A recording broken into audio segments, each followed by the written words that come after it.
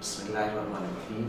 السلام علیکم ناظرین، آپ دیکھ رہے ہیں 65 نیوز کی اسپیشل ٹرانسمیشن جو محرم الحرام کے پہلے عشرے کے لیے خصوص طور پر منعقد کی جا رہی ہے۔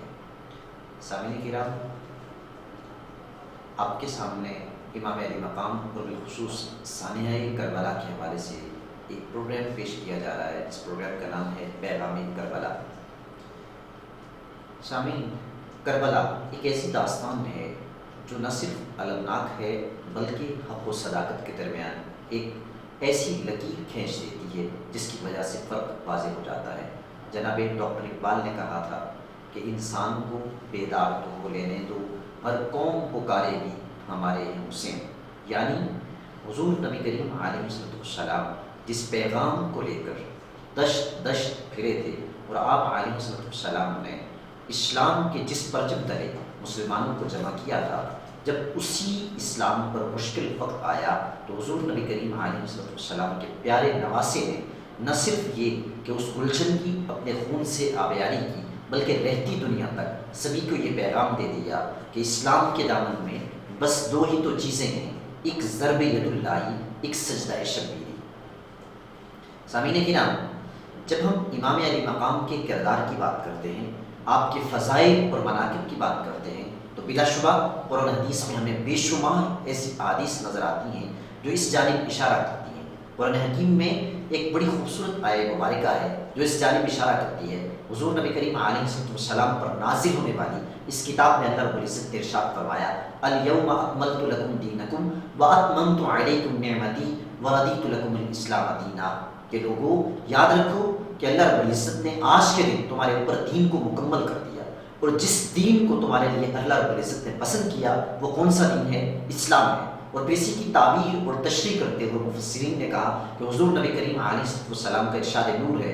آپ علیہ السلام نے فرمایا کہ ہے میری امت سن لو، میں تم میں دو چیزیں چھوڑے جا رہا ہوں، ما ان تمسکتم بہ لن تضلوا، کہ میں اگر تم ان کے ساتھ جڑ جاؤ گے تو تم کبھی بھی گمراہ نہیں ہوگے۔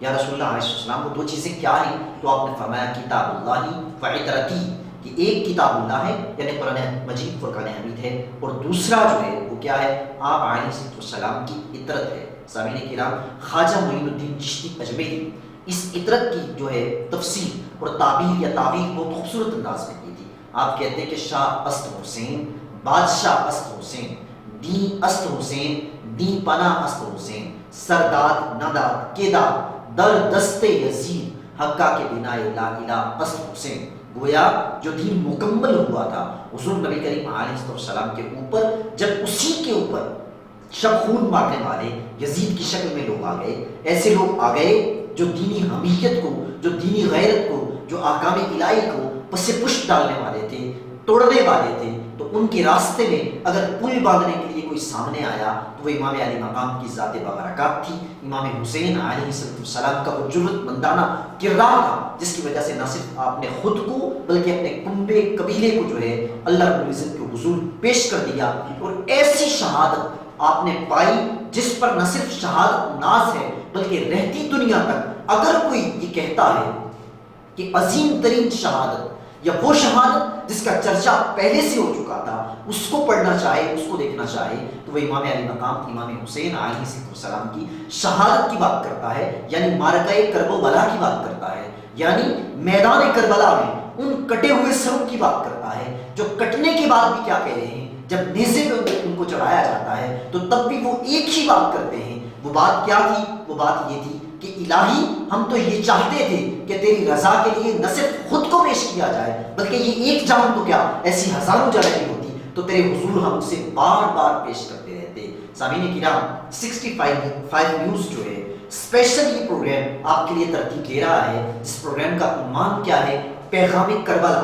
ہم نے یہ سمجھنا ہے کہ کربلا در حقیقت کیا ہے۔ کیا کربلا فقط جو ہے وہ ایک داستان ہے، ایک ایسا واقعہ ہے جس کی وجہ سے آنسو بہائے جائیں؟ کیا کربلا فقط ایسی چیز ہے جس کو پڑھ کر لوگوں کے دلوں کو جو ہے وہ گرمایا جائے؟ کیا ایسا ممکن ہے کہ کربلا کے ذریعے ہم لوگوں کے اندر عشق رسول جو ہے اس کو دوبارہ سے بیدار کریں، محبت و مودت اہل بیت کی بات پھر سے شروع کریں، اسلام کے احیاء کی بات پھر سے شروع کریں؟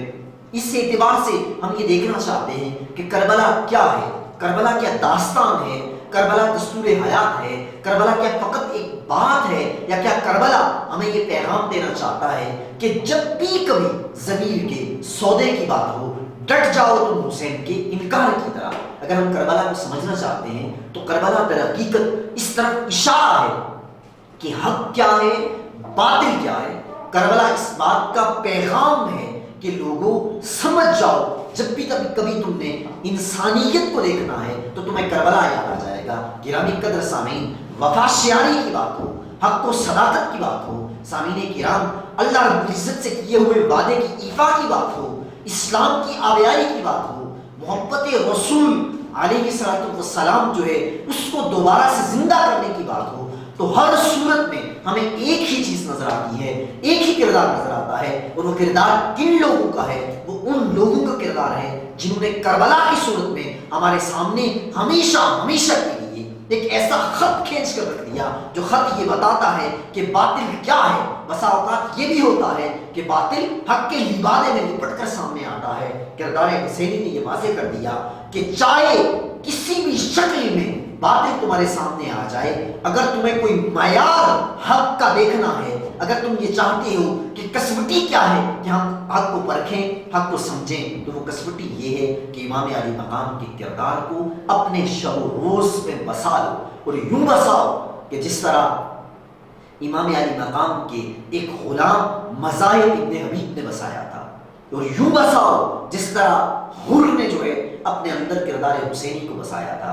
گرامی قدر سامعین، یہی کربلا کا پیغام ہے، اور ہم یہ چاہتے ہیں کہ ہماری نوجوان نسل جو ہے وہ اون و محمد کے کردار سے واقف ہو جائے۔ ہم یہ چاہتے ہیں کہ ہم اس پلیٹ فارم کے ذریعے پوری دنیا تک کربلا کی حقیقت جو ہے واضح کر دیں، اور دنیا کو یہ پیغام دیں کہ کربلا محض ایک داستان نہیں بلکہ کربلا دستور حیات ہے۔ کربلا شب و روز ہمارے سامنے جو ہے اس طرح رونما ہونا چاہیے جس طرح کہ آج سے قبل امام علی مقام کی زندگی میں رونما ہوا تھا۔ کربلا کیا بتاتا ہے؟ سیاست کی بات ہو، اقتدار کی جنگ ہو، سفارت کی بات ہو، کسی بھی اعتبار سے اگر تم دیکھنا چاہتے ہو کہ ہمیں کس کے ساتھ کھڑا ہونا ہے اور کون جو ہے وہ حق پر ہے، اس کے لیے صرف ایک ہی راستہ ہے، اور وہ کربلا ہے۔ بقول اقبال میں پھر یہ پیغام دینا چاہوں گا کہ انسان کو بیدار تو ہو لینے دو، ہر قوم پکارے گی ہمارے حسین۔